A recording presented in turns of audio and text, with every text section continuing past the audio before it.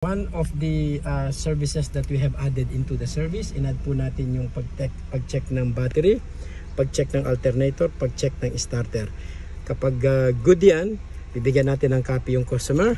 Linisin natin yung windscreen in and out, rear and front. Tapos bagong sticker, logbook lagay natin, and then titingnan natin yung air condition kung na-spray. Iba yung amoy, diba? Amoy mo. And then iaano natin yung service niya, pero kailangan ko siyang i-book dahil na-stuck yun. So ito ino-note natin na may problema yung kanyang multifunction. For final check, bago natin i-release sa kotse, sa customer, magra-road test po tayo. Okay, meron tayong approved na kalsada, in-approve ng RTI kung saan tayo po pwedeng mag-road test. Kailangan doon lang tayo. Yes, bago ka magkaroon ng business dito sa Australia, kailangan mo mag-apply para saan ka mag-road test. Ito yung Sunblest Crescent, yan ang approve natin. So, ang ginagawa natin ngayon, chine-check natin yung operation ng sasakyan, yung kanyang mga controls, kung bumabalik yung kanyang mga switches, tapos yung alignment niya, titingnan mo rin. Ayan, yung line na yun, tapos titingnan mo to.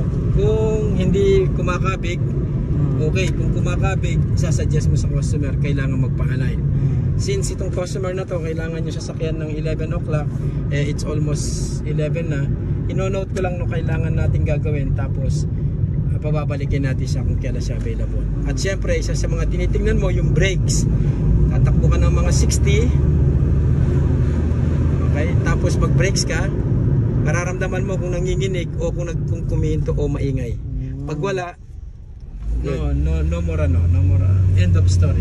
Pero pag meron, kung nanginginig, i-recommend mo sa customer na brake shadowing when braking, o kaya noisy when braking, something like that. Okay? At isa po sa mga in-implement natin na changes this year, lahat ng mga sasakyan na dumadaan sa kamay natin, nilalagyan natin na vehicle health check. Piniprint out yung diagnostic scan nila, i-clear natin, tapos ipiprint natin, bibigay natin sa customer. So those are the three main things, at pinapump yung spare tire. Okay, so nagtaas man tayo ng konting presyo, pero yung quality ng service itinaas din natin. Plus gumagamit tayo ng Castrol, at saka gagamit na rin tayo ng Ryco soon. Ito naman, chinecheck ko yung pagliko mo, kung may maingay, yung mga drive shaft, kung may tak tak tak tak, okay, wala. At saka sa left and right po ginagawa natin yan. Yan. Oh, yan, walang ingay, di ba? Okay. So yun yung isa sa mga chine-check natin. Ibig sabihin, okay ang kanya suspension. And then kung bumabalik ng kusa, ibig sabihin hindi siya na-involve sa accident, at yung power steering niya okay naman. So again, checkin mo lang yung wheel alignment niya kung pumapalik. At kung maingay yung mga wheel bearing, ayan, kasi kung dati mo nang ginagawa yung trabaho mo, alam mo na yung mga chine-check mo, at the back of your mind, alam mo na yan. So ako chine-check ko ngayon yung kung may road noise, kung may wheel bearing noise, kung yung mga gulong, kung may defect ang preno, at syempre yung wipers. Actually may acronym kami dyan. Ang tawag namin dyan, Volkswagen.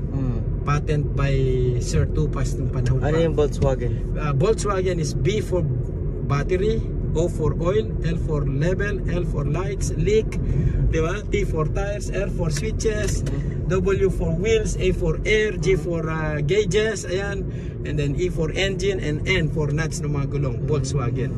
So yun yung tinuturo natin sa mga staff natin. Kapag na-practice na nila yun yung checklist natin.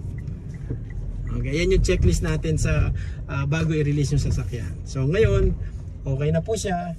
Final check ngayon, titingnan ko na lang yung oil level, and then meron na siyang sticker, babayaran na ng customer, everything is done. Sila sa Google, i-search nila Hansa Mechanic in Mount Druitt, or andito po kami sa Unit 187 Karajong Avenue, Mount Druitt. My name is Andre Bons. I'm the Hansa Mechanic of Andre Automotive.